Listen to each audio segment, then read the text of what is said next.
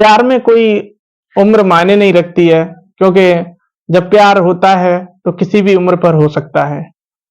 ऐसी कहानी मैं आपको सुनाने वाला हूँ। दोस्तों नमस्कार, आदाब, सत श्री अकाल। मैं पंकज कुमार, चर्चा विद पंकज पर हाजिर हूँ आज एक ऐसी कहानी के साथ।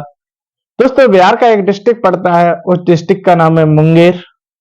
और दोस्तों मुंगेर जनपद में एक छोटा सा गांव है।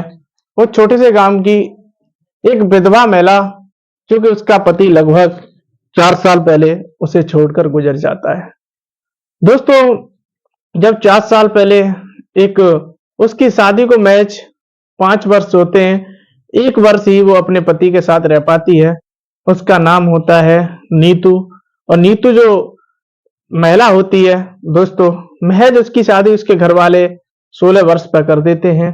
उसके बाद उसका पति, उसकी जब उम्र 17 वर्ष होती है तब उसका पति उसे छोड़कर गुजर जाता है। दोस्तों एक पिता अपनी जो पुत्री होती है उसके लिए एक लड़का देख रहा होता है। और लड़का ऐसा देख रहा होता है कि उसकी पुत्री जो होती है वो अच्छी, सज्जन, सुशील, और जो परिवार भी होता है वो एक संपन्न परिवार होता है। दोस्तों जब संपन्न परिवार होता है तो वो सोचता है क्यों ना मैं अपनी बेटी की शादी ऐसी घर में करूं जिस घर में मेरी बेटी सुखी और समृद्ध रहे और उसका जो जीवन है वो खुशहाल जीवन जिए। दोस्तों पिता के ये विचार थे, और पिता उसकी शादी जल्दी इसलिए करना चाहते थे क्योंकि उसके घर में, पिता के में, उनके लड़के की बहू आ चुकी थी। बहू और ननंद के बीच एक भी मिनट सही से नहीं बनती थी। आपने सुना होगा कि ननद तो सौत, जो कहते नहीं है सौत चून की भी बुरी होती है, उसी प्रकार यदि भाभी और ननद में ठन जाए तो भाभी ननद का जो वाक्य है वो भी इसी प्रकार होता है जैसे सौत चून की भी बुरी होती है। दोस्तों इसलिए महावीर सिंह अपनी बेटी की शादी करना चाहते थे, क्योंकि उनकी महज 16 वर्ष की उनकी बेटी, उसकी शादी इसलिए ही करना चाहते थे कि उनकी जो पुत्र वधू थी उससे उसकी बिल्कुल नहीं बनती थी। दोस्तों वह उसके लिए लड़का देखते हैं, और लड़का देखते हैं तो लड़का एक ऐसे परिवार में जाते हैं। वो परिवार भी एक संपन्न था और उसका अच्छा खासा कारोबार था, अच्छी खासी जमीन थी, उसके साथ साथ उसका अच्छा खासा बिल्डिंग मटेरियल का एक कारोबार था। दोस्तों जब कारोबार अच्छा होता है, लड़का बिल्डिंग मटेरियल का काम करता है, उसके साथ साथ उसकी प्रॉपर्टी का भी काम था। और जब ये सोचता है पिता कि मेरी बेटी यहाँ पर सुखी रहेगी, और लड़के के परिवार में सिर्फ वो लड़का और उसकी 2 सिस्टर और उसके माता पिता थे, इसलिए सोचकर वह अपनी बेटी की शादी वहां पर पहले देखने जाता है, उसके बाद अपनी घर की राजी सभी की लेकर तय कर देता है। दोस्तों अपनी बेटी को पूछता है, और बेटी जब नीतू को जब वो पूछता है तो नीतू हाँ कर देती है कि आप पिताजी जो भी करना चाहते हैं मैं उसके लिए तैयार हूं। दोस्तों जो कहा है कर्म में जो भी लिखा होता है वो होकर ही रहता है। इसी प्रकार नीतू की शादी जो होती है वो काफी धूमधाम से होती है, और काफी धूमधाम से होने के बाद वह अपने घर से अपनी ससुराल के लिए चली जाती है। दोस्तों जब ससुराल के लिए चली जाती है, उसका परिवार, उस परिवार में जाकर उस परिवार की बहू बन जाती है, और उसका जो अपने परिवार के लिए रवैया था वो काफी अच्छा था, और रहन सहन जो भी काफी अच्छा था उसका। दोस्तों उसके उससे उसका सारा परिवार खुश रहता था। जब सारा परिवार खुश रहता था, एक अच्छा भला जीवन उनका चल रहा था। दोस्तों जो जिस घर में उसकी शादी हुई थी उस लड़के का नाम था अमित, और अमित भी सोचता था कि मेरा घर इसके आने से संपन्न हो गया। दोस्तों संपन्न परिवार हो गया और संपन्न घर हो गया। अमित कहता था कि मैं सुबह उठकर मेरा जो भी काम है प्रॉपर्टी डीलरिंग का, एंड मेरी जो दुकान है मैं उस दुकान पर जाता हूं, उससे पहले आप मेरे लिए सभी नाश्ता तैयार कर देती हो, ये मेरे लिए काफी खुशी की बात है। दोस्तों अमित देखता है कि ऐसी संस्कार और गुणवान पत्नी हर किसी को नहीं मिलती है। दोस्तों यदि ऐसी पत्नी हर किसी को मिल जाए तो वास्तविक रूप से ये घर को एक तरीका से महल बना दे।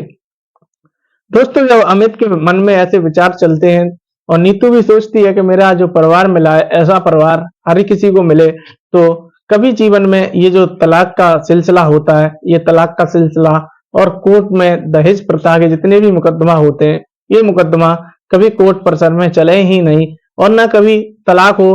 दोस्तों उनका जो रहन सहन था वो काफी अच्छा था और वो परिवार में मिलजुल कर रहने लगी। दोस्तों क्या आगे जो होता है उससे पहाड़ सा टूट जाता है।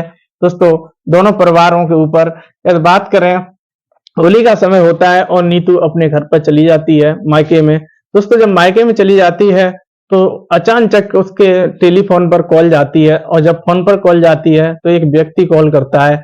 उससे जो अमित था उसकी कुछ ही देर पहले उससे बात होती है और जब बात होती है तो एक व्यक्ति उसमें वाइफ के नाम से नंबर से होता है, तो इसलिए वो व्यक्ति उठाता है और कॉल करता है कि जो आपके पति हैं अमित, ये इनका एक्सीडेंट हो चुका है और इनका एक्सीडेंट एक भयानक किसी ट्रक से हुआ है और ये बाइक से थे। तो दोस्तों जब ये बोलती है तो वो कहती है कि आप इन्हें हॉस्पिटल लेके चलिएगा और मैं विद परिवार के साथ आपके पास पहुंच रही हूँ। दोस्तों जब विद परिवार के साथ वह अपने पिता और भाई के साथ जब जाती है तो अमित का जिस हॉस्पिटल में था वहां पर उसका ज्यादा सीरियस होने के कारण वह वहां पर एक्सपायर हो जाता है। दोस्तों जब एक्सपायर हो जाता है तो उसके जो वहां उससे लाकर उसकी डेड बॉडी को लगाया जाता है। लगाने के बाद में दोस्तों इसी प्रकार जीवन में एक बहुत भारी दोनों परिवारों पर दुख का पहाड़ टूट जाता है। लगभग वो जो जीवन यापन करती है, क्योंकि उस परिवार में कोई ना तो दूसरा लड़का था, देवर था, ना कोई ऐसा व्यक्ति था कि जो उसके साथ वो बैठ सके। दोस्तों जब कोई परिवार में व्यक्ति नहीं होता है तो वो सोचती है कि मैं अपना जो जीवन यापन है वो मैं यही करूंगा। दोस्तों उसका जो अमित था उससे उसके कुछ दिन बाद एक्सपायर होने के बाद एक पुत्र जन्म लेता है। जब पुत्र जन्म लेता है तो वो सोचती है मैं इसी बेटे के साथ अपने जीवन को यापन करती रहूंगी। दोस्तों जब ये सोच लेती है तो दोस्तों जब एक लत होती है, लत और एक आदत, तो दोस्तों कभी कभी एक अवस्था जो युवा अवस्था होती है, इस अवस्था में कुछ करने का मन करता है। परिवार संपन्न होता है और वो देखती है कि एक लड़का है जो मेरे घर के सामने प्रतिदिन आकर वो अंडे का ठेला लगाता है। और दोस्तों वो महज जो अंडे का ठेला लगाने वाला लड़का था वो उसकी उम्र महज 14 वर्ष की थी। दोस्तों 14 वर्ष का लड़का, उससे वो प्रतिदिन अंडा और चाउमीन का ठेला लगाता था। तो प्रतिदिन वो चाउमीन लेकर आती थी। चाउमीन लेकर जब आती थी तो उससे बोलकर आती थी कि आप पैसे मेरे घर पर आके मुझसे ले लीजिएगा। दोस्तों जब पैसे की ये बोलती थी तो वो जानता था कि ये संपन्न परिवार है और पैसे ये मुझे आराम से वापस कर देगा। दोस्तों ये सिलसिला चलता रहता है। एक दिन उसके मन में हरकत सूझती है। दोस्तों हरकत ऐसी सूझती है कि आप सुनेंगे और दंग रह जाएंगे, सोचने के लिए मजबूर हो जाएंगे। दोस्तों ये एक अवस्था जो होती है वो अवस्था काफी पीड़ादायक होती है।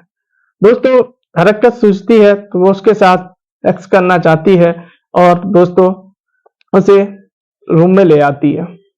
जब रूम में लेकर आती है तो उससे कहती है, उस लड़के का नाम था प्रतीक, कि प्रतीक मैं आपसे डेली चाउमीन लेकर आती हूँ और चाउमीन लाने के बाद में आप मुझे मेरे यहाँ पर ही आकर रुपए लेने आते हैं।